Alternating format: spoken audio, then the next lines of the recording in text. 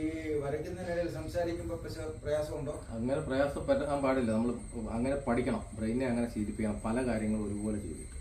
ഓ ശരി. അതൊരു ടാസ്ക്കാണ്, ബ്രെയിൻ ടാസ്ക്കാണ്. സാധാരണ ഒരാൾക്ക് ശ്രദ്ധിച്ചിരിക്കുമ്പോൾ വേറെ എന്തെങ്കിലും ചെയ്താൽ തെറ്റണം.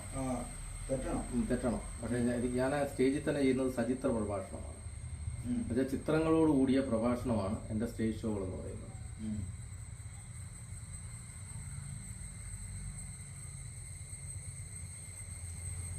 ലോക്കറ്റ് എന്ന് വെറും റിങ് മാത്രമാണ്.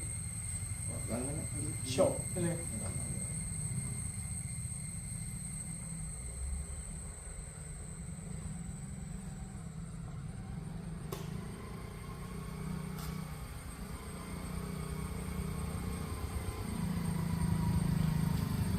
മക്കള് എത്ര പേരാ?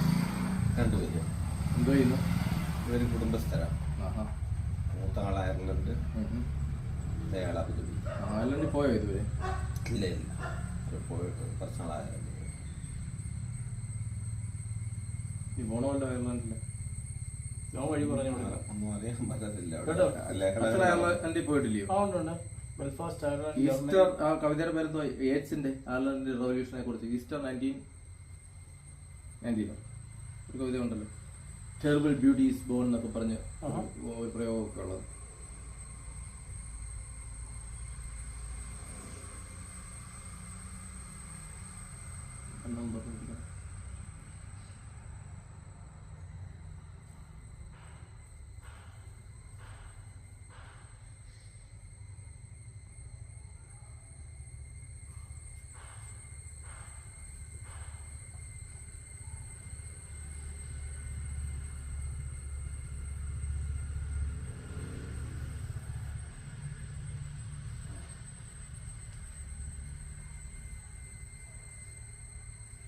കഴിഞ്ഞ ദിവസം ഞങ്ങൾ അപ്രയം തിരുമേനിയെ കാണാൻ പോയായിരുന്നു, കുറച്ച് ദിവസം മുമ്പ്.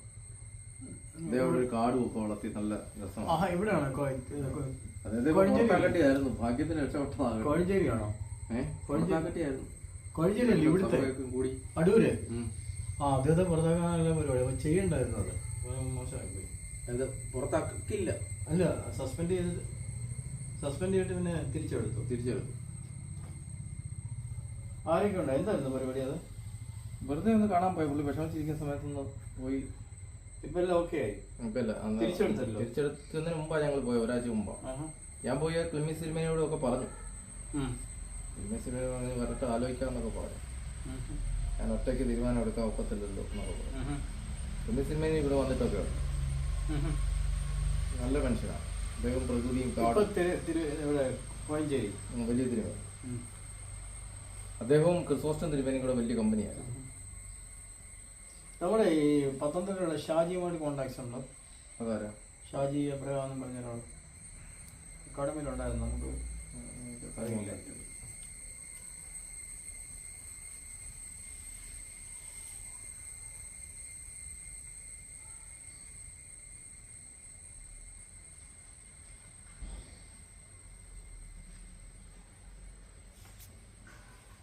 ജോസഫ് സാമുവൽ അല്ലേ?